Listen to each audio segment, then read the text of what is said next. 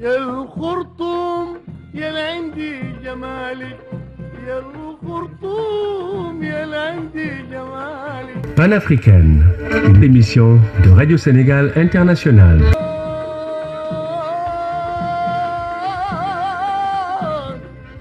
Du lundi au vendredi à partir de 21h05, découvrez l'Afrique dans Panafricaine sur Radio Sénégal International.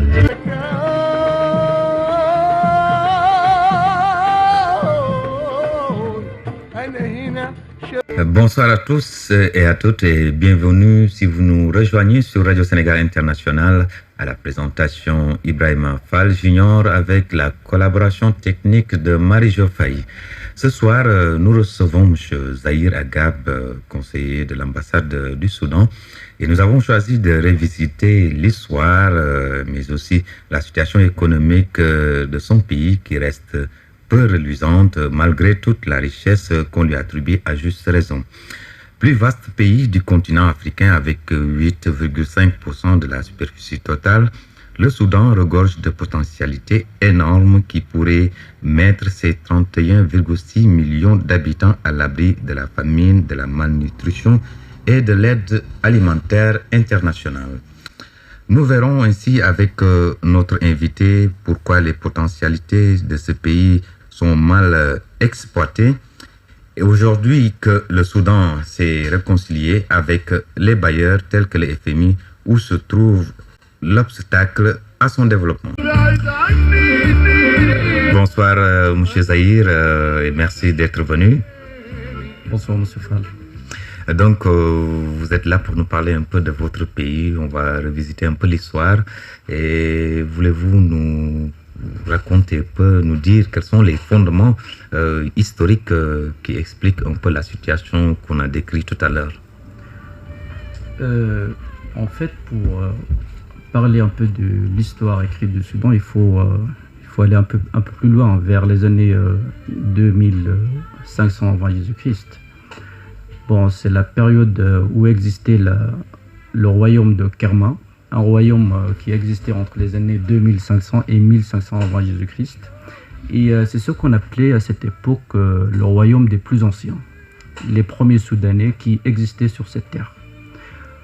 À partir de cette période du royaume de Kerma, nous avons eu notre royaume très connu dans l'histoire du Soudan, c'était le royaume de Napta, un royaume très connu, très célèbre aussi. Et d'ailleurs, c'était le royaume qui régna sur l'Égypte pendant un certain temps et qui fonda finalement la 25e dynastie qu'on appelle l'Éthiopienne, la dynastie éthiopienne, selon les anciens Grecs. Après cette période, nous avons eu le royaume de Meroé, un royaume aussi très célèbre, un royaume qui est cité très souvent dans les grands ouvrages classiques et historiques. Et ça, c'était entre les années 850 à 550 avant Jésus-Christ. Bon, pourquoi je vous raconte tout ça? En fait, je veux arriver à une période très importante dans l'histoire du Soudan, la période où le Soudan a commencé à avoir ses premiers contacts avec la culture arabo-musulmane. Et ça, c'était justement à partir des années 550 avant Jésus-Christ et 350 après Jésus-Christ. Et c'est la période qui a connu des fortes vagues d'immigration des tribus arabes vers le Soudan. Jusqu'en 1504, où le royaume des Fognes a favorisé définitivement la culture, favorisé la consécration, je veux dire, de la culture arabo-musulmane au Soudan. Bon, après cette période, nous arrivons à une période des colonisations, la première colonisation qui a eu lieu en 1821. Avant la colonisation, bien sûr, les Occidentaux appelaient ce pays-là l'Éthiopie. Pourquoi? Le pays des visages brûlés.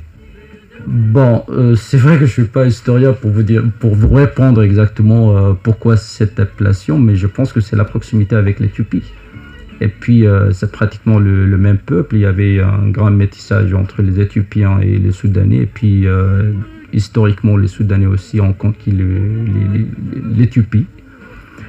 Donc il y a un peu ce métissage qui peut expliquer pourquoi le Soudan a été appelé l'Éthiopie. Revenons à cette période coloniale.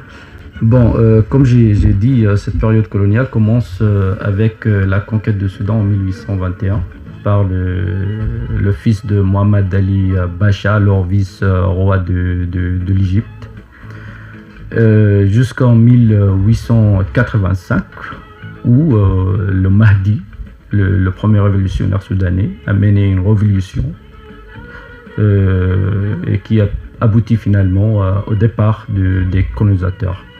Et donc le Mahdi a formé son État entre 1885 et 1898.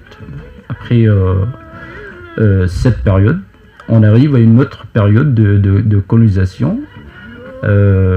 C'était en 1898.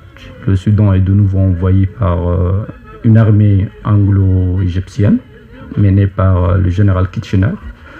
Et donc à partir de 1899, le Soudan est sous colonisation jusqu'en 1956. Date de son indépendance. Voilà, a pu avoir son indépendance. Monsieur Zahir, je vous remercie.